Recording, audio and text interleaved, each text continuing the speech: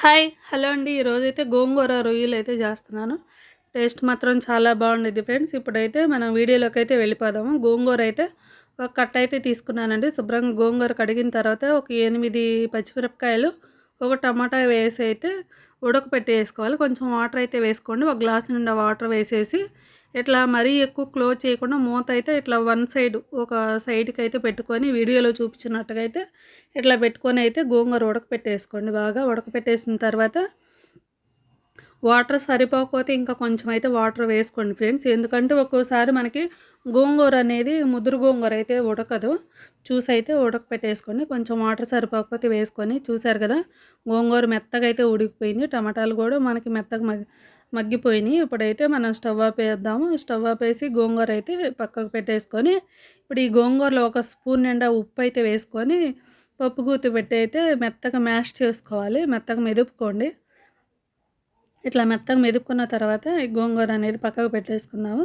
పక్కకు పెట్టేసుకున్న తర్వాత ఎండు రొయ్యలు అయితే తీసుకున్నాను నేను. ఎండు రొయ్యలు తీసుకొని ఈ తల, తోక, ఈకలు ఇవన్నీ అయితే తీసేసుకోవాలి.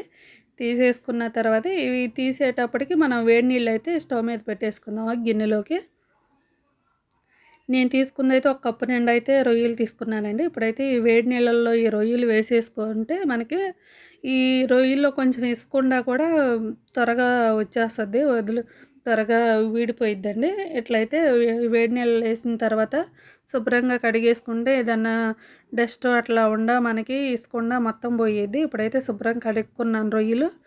ఇప్పుడైతే అల్లం వెల్లుల్లి పేస్ట్ ఒక స్పూను, జీలకర్ర పొడి అయితే తీసుకున్నాను నేను, 2 ఆనియన్స్, కరివేపాకు, ధనియాల పొడి అయితే తీసుకున్నాను. వేసేటప్పుడు అయితే అన్నీ క్లియర్గా ఎక్స్ప్లెయిన్ చేస్తాను ఫ్రెండ్స్. ఇప్పుడైతే స్టవ్ మీద గిన్నె పెట్టేసుకొని ఆయిల్ అయితే ఒక 4 టేబుల్ స్పూన్ నిండా ఆయిల్ అయితే వేసుకుందాం. మనం చికెన్ కర్రీలోకి ఆయిల్ వేస్తాం కదా, అంత అయితే వేసుకోండి. ఇప్పుడైతే ఆయిల్ వేసిన తర్వాత ఆనియన్స్ అయితే ఆయిల్ కాగిన తర్వాత ఆనియన్స్ అయితే వేసుకొని కరివేపాకు అయితే ఒక 2 రెమ్మలు అయితే వేసుకుంటున్నాను నేను. ఇవైతే 50% అయితే ఫ్రై చేసుకోవాలి. మనకి మంచిగా గోల్డెన్ కలర్ అయితే రానవసరం లేదు. ఇప్పుడైతే కొంచెం ఫ్రై చేసుకున్న తర్వాత అల్లం వెల్లుల్లి పేస్ట్ అయితే వేసాను. మీకు అల్లం వెల్లుల్లి పేస్ట్ ఇష్టం లేకపోతే స్కిప్ చేసేయండి, ఏం పర్వాలేదు. ఆయిల్ అయితే కాస్త ఎక్కువే పట్టిద్దండి. కాస్త ఆయిల్ అయితే కొంచెం ఎక్కువే వేసుకోండి, బాగుండేది గోంగూర అనేది. ఇప్పుడైతే కొంచెం ఫ్రై చేసుకున్న తర్వాత శుభ్రం చేసుకున్న రొయ్యలు కూడా వేసుకొని కాసేపు అయితే ఫ్రై చేసుకుందాం. ఇట్లా ఈ ఆయిల్లోనే ఈ రొయ్యలు కూడా కాస్త ఫ్రై చేసుకోవాలండి. కొంచెం ఫ్రై చేసుకున్న తర్వాత ఒక అర స్పూన్ పసుపు, కొంచెం సాల్ట్ కూడా వేసుకుందాము. సాల్ట్ మాత్రం కాస్త మీ టేస్ట్కి తగ్గట్టు అయితే వేసుకోండి ఫ్రెండ్స్. మన గోంగూరలో కాస్త ఉప్పు, కారం అనేది ఎక్కువే పట్టిద్ది. అందులో మనం తీసుకున్న గోంగూర ఎర్ర గోంగూర చాలా బాగుండిద్దండి, ఎర్ర గోంగూర. ఇప్పుడైతే ధనియాల స్పూను, ఒక అర స్పూన్ ధనియాల పొడి, జీలకర్ర పొడి అయితే ఒక పావు టీ స్పూన్ వేసుకొని, కారం అయితే ఒక 4 స్పూన్లు అయితే వేసుకుంటున్నాను నేను. మనం గోంగూరలో కూడా నాకు 8 పచ్చిమిరపకాయలు వేసాం కదా, అందుకే ఒక 4 స్పూన్లు కారం వేసుకొని ఇవైతే కొంచెం ఫ్రై చేసుకోవాలి. ఫ్రై చేసుకున్న తర్వాత ఎమ్మటే గోంగూర వేసుకోండి, లేకపోతే కారం మాడిపోయి మనకి టేస్ట్ అనేది అంత బాగోదు. ఇప్పుడు గోంగూర వేసిన తర్వాత ఒక 2 నిమిషాలు అయితే మనం ఇట్లాగే ఈ గోంగూర రొయ్యలు అనేది ఇట్లాగే ఫ్రై చేసుకోవాలండి. కాస్త మొత్తం కలిసిందా కలుపుకోండి. కాసేపు అయితే కుక్ చేసుకోండి. అట్లా కుక్ చేసుకున్న తర్వాత అయితే చూసారు కదా, ఆయిల్ కాస్త పైకి తేలుతుంది అన్నప్పుడు ఒక గ్లాస్ నిండా వాటర్ అయితే వేస్తున్నాను. ఈ గ్లాస్ వచ్చి 250 ml గ్లాస్ అండి.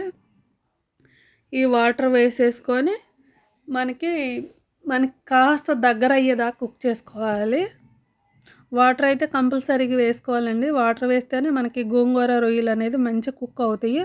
గోంగూర కుక్ అయ్యే ఉంది, రొయ్యలు మంచిగా కుక్ అవుతాయండి మనకి. ఇప్పుడైతే మూత పెట్టేసి చూసారు కదా, ఆయిల్ పైకి తేలుతున్నప్పుడు గరం మసాలా అయితే నేను ఒక అర స్పూన్ అయితే వేసుకుంటున్నాను.